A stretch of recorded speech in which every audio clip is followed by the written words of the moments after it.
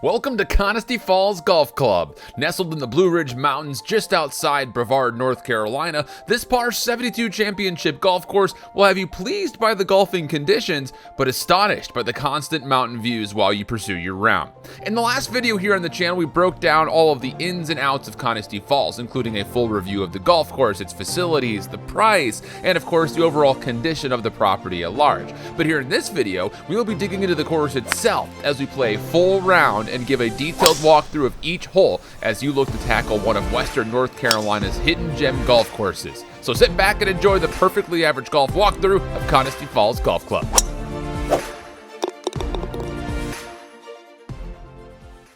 Hole number 1 is a par 4 that dog legs to the right and features an elevated tee box looking down to a fairway that will also funnel towards the green off the elevated slope. A 250 plus yard drive or so down the middle will get you that bleed to the right and only leave you a small wedge in. So as I tee off, that's exactly what we're trying to go. Just kind of hugging the corner as much as we possibly can. This one pushed off just a touch left. But even with that quote-unquote miss-hit, mispositioning of the ball, it still left me only about 70 yards in. As you approach this green, do not go right, do not go long. It falls off. There is space before the water, but it's a difficult chip shot up. So even though we duffed this one short and to the left, it still gives us a really easy and clean look to what is a relatively flat green. It does appear to roll off into the right just a touch. I thought that was going to maybe hold up a little bit more than would. So with that, just good for a bogey to start. Hole number 2 is a par 5, dead straight away, playing mid-400s, but it does go up the hill the entire way. A good solid drive of 250 plus will leave it approachable in 2, but the bunkers that are guarding the front side of the green can provide more of a headache than they may seem. So, of course, as you would expect, driver just needs to get up the middle. Anything a little bit further left is better than right here, as the left side is pretty elevated and sloped. So it will kind of kick and funnel most balls down towards the middle of the fairway, which this one kind of did.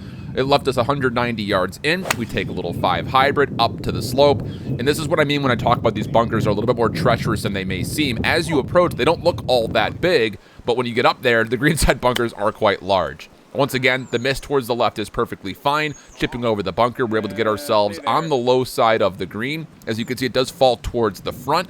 And it also bleeds a little bit to the left. Predicted it nicely, just couldn't quite find a way to flush it. So it should be an easy tap in, but do not underestimate the amount of break in these greens. You have to remember the whole property is set on a bit of a mountain, so it's a 3-putt bogey here. If only. Hole number 3 is one of the more unique layouts here at Connestee Falls. It's a par 4 steep dogleg to the left that plays 413, but the corner is only about a 200-yard shot from the tip, so you're probably taking an iron out. And then look at that elevation change. It is egregious and difficult to predict. So as mentioned, we're just hitting about a 200-yard shot here.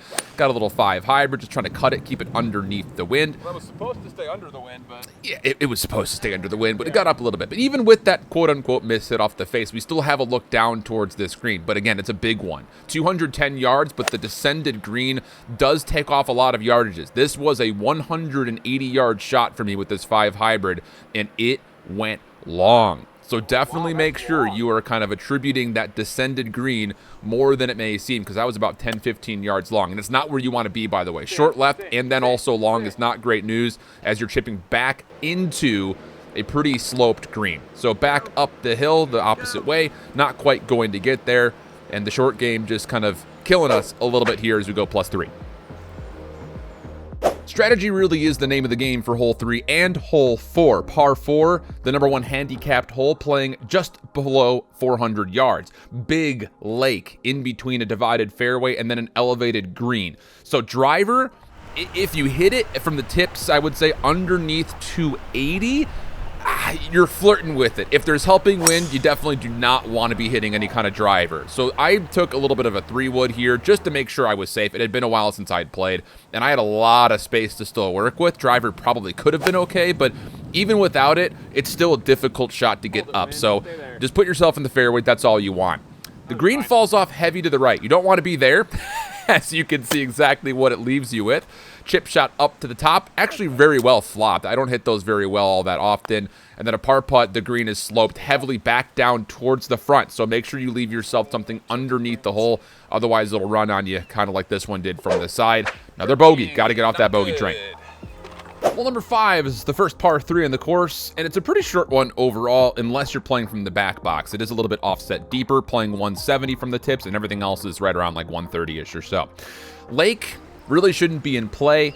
Bunker to the left and the right, those are really not there to do much more than threaten you and just kind of bring some intimidation into the mix. This is a double-tiered green to where the backside is elevated above where the bottom part is. That ball right there, as well as it was hit, was deep, and it did put it onto the top tier. So now coming right back down towards the lake, remember that most balls will go towards the lowest feature. So the lake is actually pulling a lot of the balls down towards it. Another 3-putt here, unfortunately. No breaks going for me whatsoever. Tough scenes. 3-putt for a bogey again, +5. Hole number 6, par 4, and the first mountain-style hole that we have. Doglegging to the left at about 400 yards total. It goes up the hill to a very elevated green, and the fairway is offset and sloping left to right.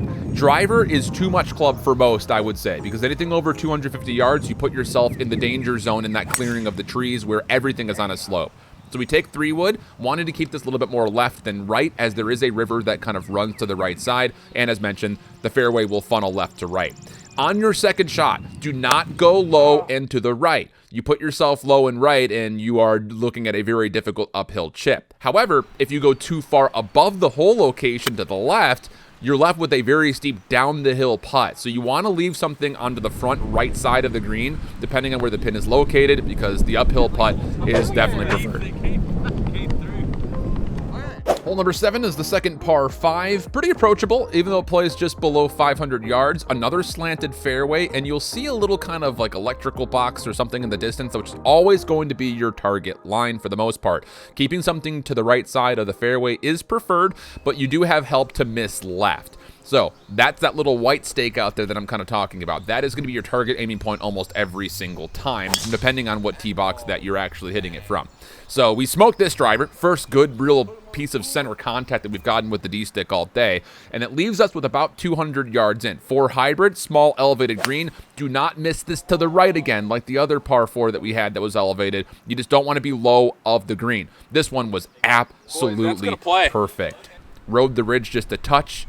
Eagle putts, I gotta hit the ball, and he just wimps out on it. It did break right there. I will say, though, anytime you look at a green and there is a major fall off on one side of it, that is typically the way that the green is slanting. So make sure you use that as you're predicting your putts. Short though, that's crazy.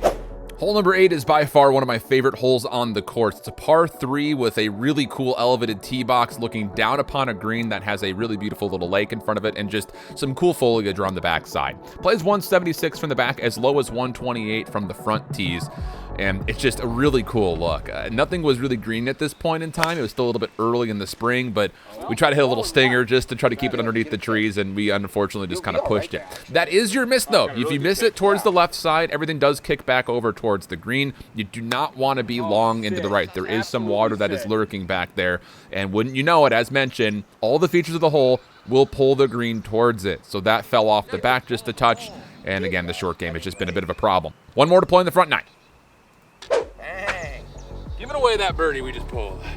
Coming into the turn, hole 9 is a par 4, playing at about 350 from the back with a dog leg to the right and an elevated shot on your second. The biggest thing about this hole is you want to make sure you're in play on the first. The landing space gets very, very narrow. Most players will take not just less than driver, but typically less than 3-wood. I was trying to get a little bit aggressive, wanted to take some off the corner, so I took 3-wood. Teed it up a little bit too high, and we just popped it up only about like 180 yards or so. So it's not good. Most players will hit. I think normally I hit like a 4 hybrid or something like that just to stay in play. Your second shot, you do not want to be left of this green, as there is a little bit of OB trouble in that direction. A sloping green from right to left. Missing to the right is perfectly acceptable. This was the left side of the green, which is, again, not where you want to be. Pretty solid shot overall, but, again, as mentioned, just the short game has not been very good. Coming back up the hill, just not hitting my putts hard enough on these slopes, which means we finish off the front 9 with a pretty meager 7 over.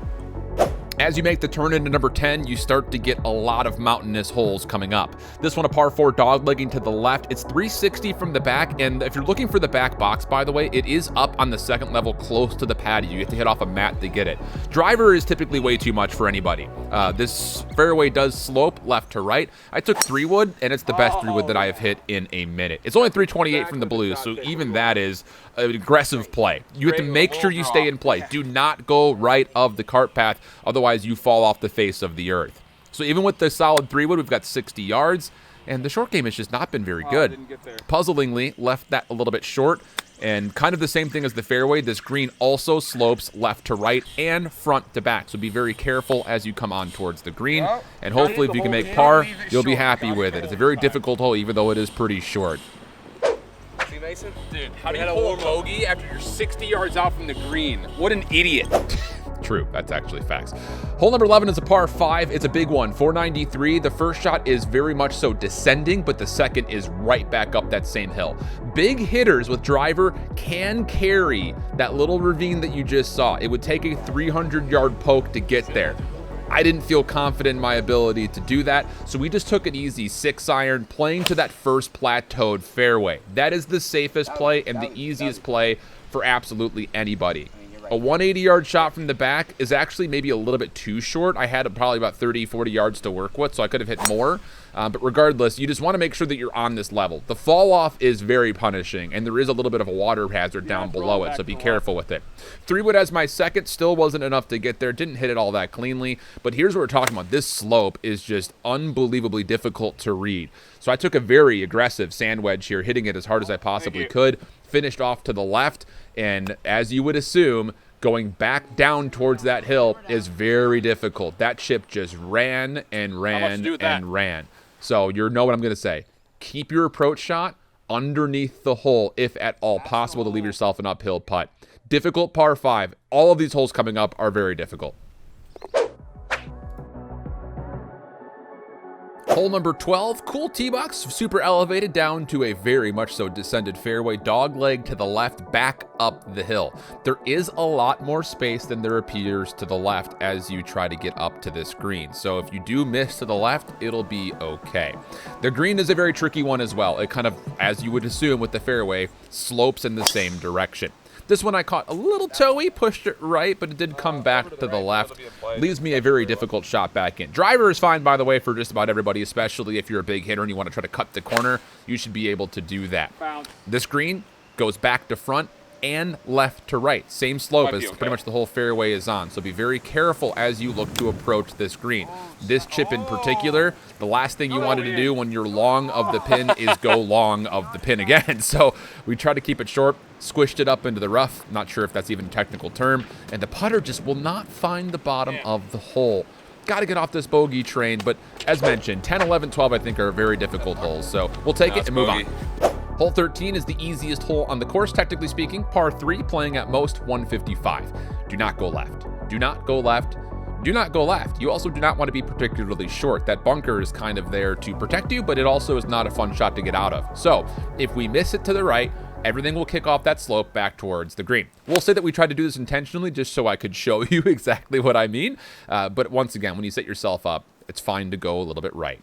So as you go back in, and if you are chipping or putting onto this green, remember everything will slope down towards where the fall-offs are on these greens. So this one back to front and right to left. Easy chip, up and down for par. Let's go. Hole 14 is a par 4, playing at most about 370 from the back.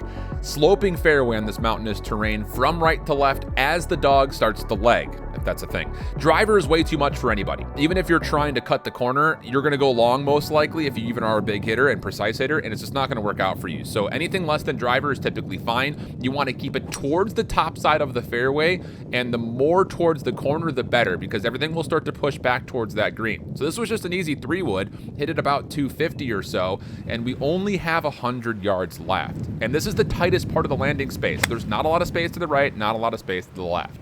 So we get on up, a really good shot here. Left it on the low side of the pin. Again, everything falls off towards the right side of this because that's where the fall off around the green is. Coming back down towards the front, a really solid soft putt to kind of get us cozied up there. And we're going to have a 2-putt, par, carrying this round through. Hole 15 is the biggest par 5 on the course. Descended fairway landing space, but the rest of the hole goes immediately right back up. Getting there in 2 would be difficult even for the biggest hitters because a 300-plus yard drive from the back still gives you about 243 on. So play this as a 3-shot hole to get there at least.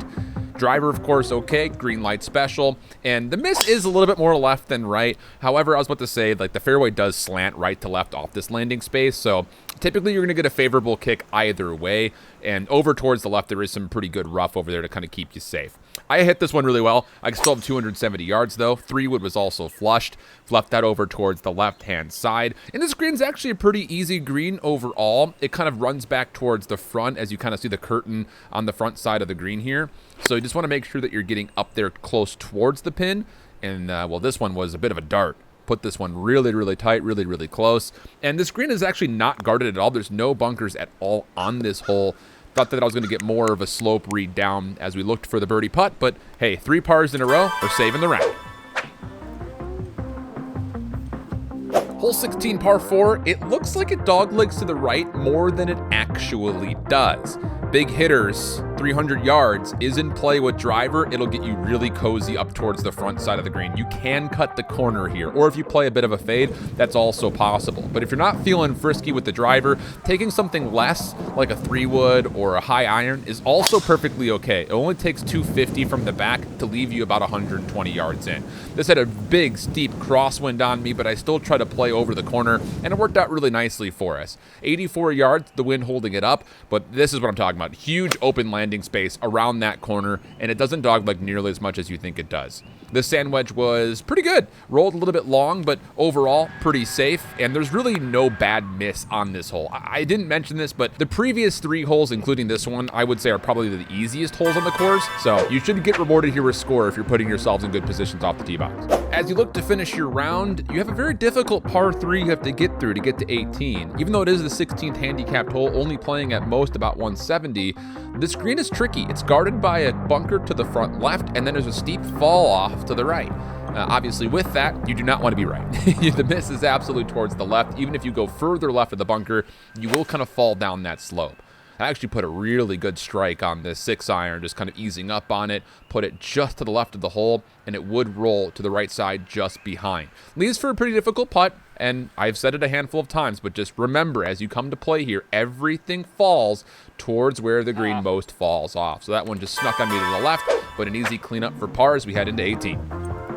The final hole is a par 4, playing the biggest, I think, par 4 on the course. 413 from the back. And it does have a very kind of steep fall-off fairway. No sexy flyovers were provided by the golf course here, so we had to use Google Earth for this one. But you can kind of see the fairway drops left to right. Driver is fine for everybody. The landing space is pretty wide open. Then the miss naturally goes kind of with the slope. You want to be further left than right here just to make sure you keep yourself absolutely in play. Second shot, depending on where you put yourself on the fairway, will still play up the hill. This one was kind of in a weird spot where it kind of got held up by some of the rough patches in the fairway. We still got a good piece of contact on it, and we kept this just where we wanted to. Short and a little bit left. Not 100% confident where the pin was located on this playthrough, but it was further back than I initially thought. So this one, once again, falls left to right as the rest of the hole does. And it's not an overall bad lag putt, giving us this for par. Oh, didn't want to go. We had put together a really solid back 9. That bogey, though, will hurt us to just over 11. A really fun round overall. Connestee Falls really is one of my favorite golf courses in Western North Carolina, as you'll be really hard-pressed to find a course that boasts clean conditions and impressive views from start to finish at really a bargain price. If you're looking for more Western North Carolina or upstate South Carolina golf courses, whether it be in course vlog, full review, or team game form, make sure you check out the channel and subscribe, and we'll see you right back here next time on Perfectly Average Golf.